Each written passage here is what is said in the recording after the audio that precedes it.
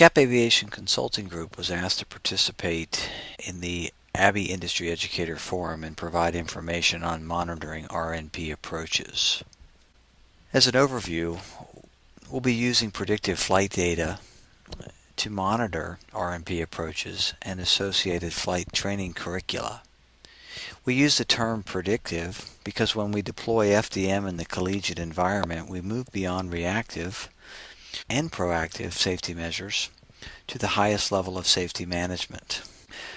In just a moment, we will talk about what exactly we will be monitoring, in this case the GPS LPV runway 35 approach at Salina. We'll talk just a moment about our FDM experience at Kansas State University with flight analytics, the events that we created using horizontal and vertical deviations, and how do we measure outcomes using the flight analytics tool. For the KSU FDM program, they deployed flight analytics in September of 2012. Currently they monitor 10 Cessna 172s equipped with the Garmin G1000. Today we use 28 event sets that provide predictive monitoring, including unstabilized approaches and other events. Currently they are doing weekly downloads with instant FDM analysis and feedback. The highlights of their program: they are using their program as airlines do and establishing best practices. They currently use a 2-card system with a chain of custody protocol in place. They do at least weekly downloads unless they need the data sooner. The KSU program receives monthly reports and holds monthly ERT or event review team meetings. The program can be summed up from the ICAO SMS implementation manual as a quote that their FDM is a good tool to look for trouble. That could be misconstrued. It simply means that they're looking for trouble before the incident or accident occurs. The event we'll be monitoring or demonstrating how we would monitor would be the RNAV or LPV 35 at Salina. We monitored from Geis intersection to the runway threshold. We looked at horizontal deviations with a full-scale deflection left or right, and vertical deviations with a full-scale high or 1 dot low. Now keep in mind, in the RNAV RNP approach, you would have a radial to fixed leg. Those are the challenges of monitoring those approaches. Within those radial to fixed legs, we'd be looking at things such as variance in airspeeds, and additional parameters the original equipment manufacturer. This is an excerpt from a triggered event.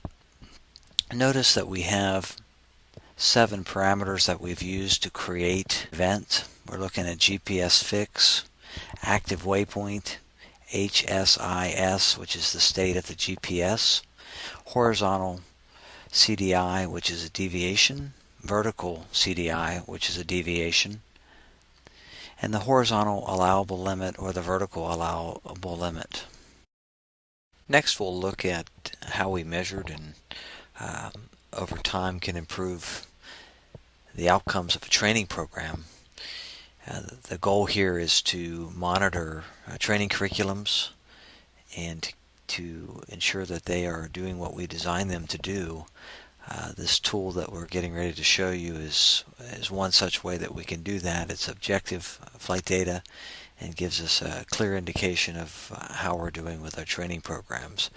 As an example, you might have a training program that dictates that a missed approach occurs during a horizontal deviation greater than X, and you can monitor that using tools such as flight analytics, and if that missed approach doesn't occur, then you would have a clear indication that you need to provide additional feedback to instructors and student pilots.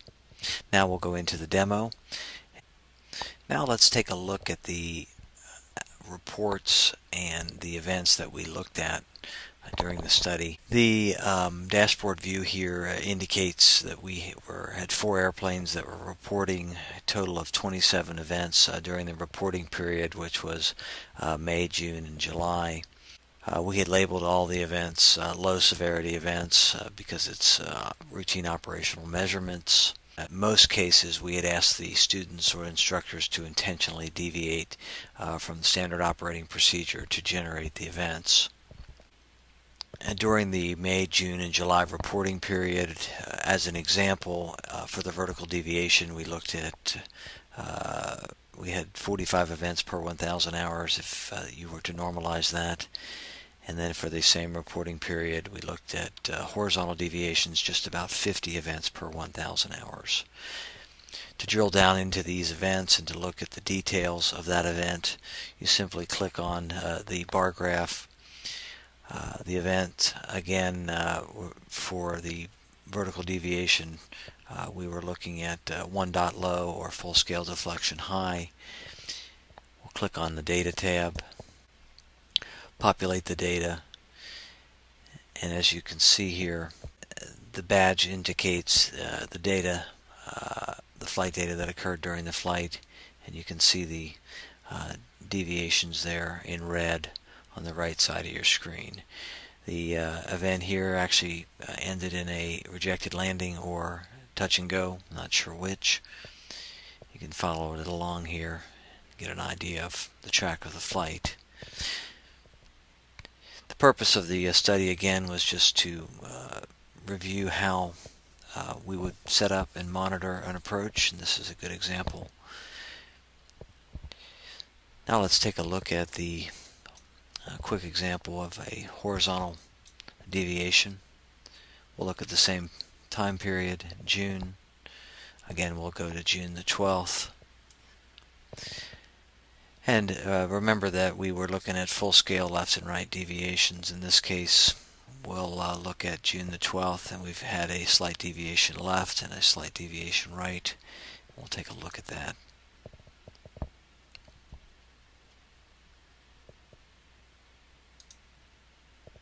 We'll zoom back here a little bit. You can see that they were lined up for the approach inside a Geis intersection, and before the threshold they had a slight left turn, then a correction back to the right with a little bit of an oversteer, and you can watch the aircraft as it tracks along the final approach course and has the deviation.